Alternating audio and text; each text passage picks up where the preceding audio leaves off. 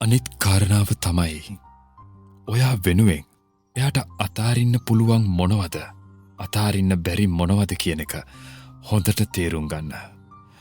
ඔයාට දුක හිතෙන දේවල් වලින් එයාට ඈත් වෙලා ඉන්න පුළුවන් නම් එයා ඇත්තටම ඔයාට ආදරය කරන කෙනෙක්.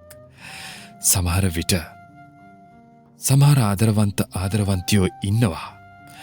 තමන් ආසම දේවල් තමන්ගේ ප්‍රේමවන්තිය හෝ ප්‍රේමවන්තයා වෙනුවෙන් අත්හරිනවා. ඉතින් එහෙම කෙනෙක් ඇත්තටම ඔයාව කවදාවත් දාලා යන්නේ නැහැ. ඉතින් අනිවාර්යෙන් හිතන්න ඔයා වෙනුවෙන් කරන්න පුළුවන් මොනවද කර නොහැකි මොනවද කියන එක පළවෙනි අවුරුද්දේ අනිවාර්යෙන් තේරුම් ගන්න. මම මේ කියපු හැම දෙයක්ම පළවෙනි අවුරුද්දේ හොඳට අධීක්ෂණය කරන්න. ඊළඟ කාරණාව එයා ඔයාගෙන් අනවශ්‍ය විදිහට මුදල් ගන්නවද කියන එක.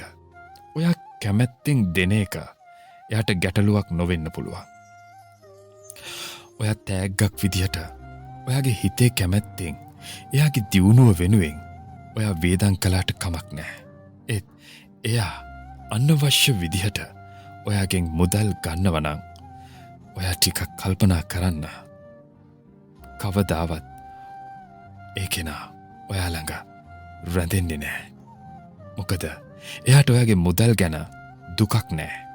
ඒත් එහෙමයි කියලා ඔයා එයාගේ දියුණුව වෙනුවෙන් යම්කිසි මුදලක් පරිත්‍යාග කරන්න හිතන් ඉන්නවා නම් ඒ දේ නොකර ඉන්න එපා. ඔයා කැමැත්තෙන් ඕනම දෙයක් කරන්න.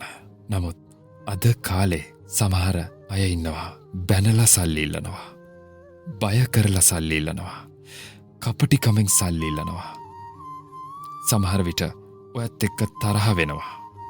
ඒ හැමදේම කරන්නේ මොන යටි අරමුණකටද කියන එක ඔයා කල්පනා කරන්න. ඉතින් මේ හැම දේම ඔගොල්ලෝ දිව්‍ය හිමියෙන් ආදරය කරන්න කලින් හොඳට කල්පනා කරන්න. පළවෙනි අවුරුද්දේ මේ හැම කරුණු කාරණාවක්ම හිතට අරගෙන ඔයාගේ ආදරේ ඊළඟ අවුරුද්දේ ඉඳලා පුද කරන්න.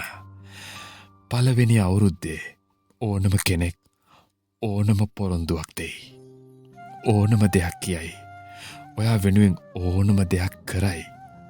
හැබැයි පළවෙනි අවුරුද්දෙන් පස්සේ අපි දන්නෙත් නැතුව එයාලා වෙනස් වෙනවා. ඉතින් කවදාවත් ආදරේ කරන්න ගිහින් දුක් වෙනවට වඩා තමන් ආදරේ කරන කෙනාග හොඳට අධ්‍යයනය කරන්න.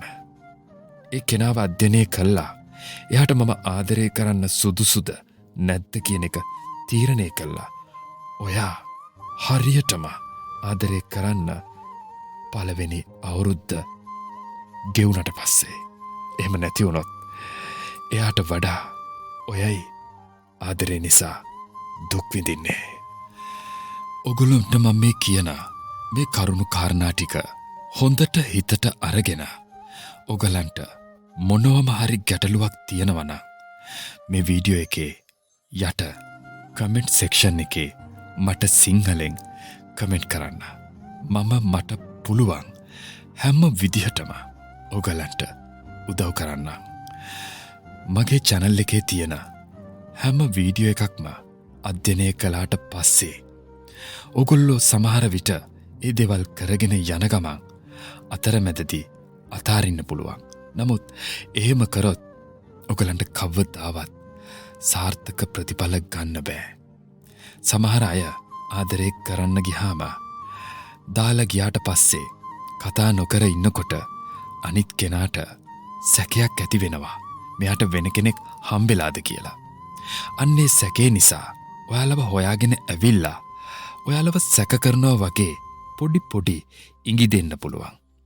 මන් දන්නවා මගේ යාළුවෝ කැමති නෑ තමන් ආදරය කරන කෙනාගේ හිත චුට්ටක්වත් රිද්දන්න.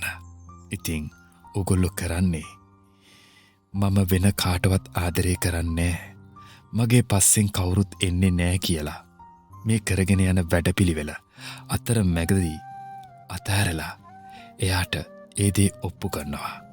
එතනින්ම ඕගොල්ලෝ අසාර්ථක වෙනවා. මොකද දාලා ගිය කෙනාගේ කුතුහලය එතනින්ම ඉවර වෙනවා. ආයෙමත් ඕගොල්ලෝ පරණ තැනටම වැටෙනවා.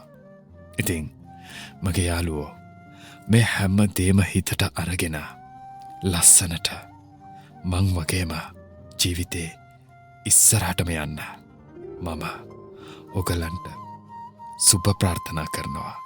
ඉතින් මේ වගේ කරුණු කීපයක් එක්ක මම ඉක්මනට වෙනවා ඔගොල්ලෝ වෙනුවෙන්. හැමෝටම තෙරුවන් සරණයි.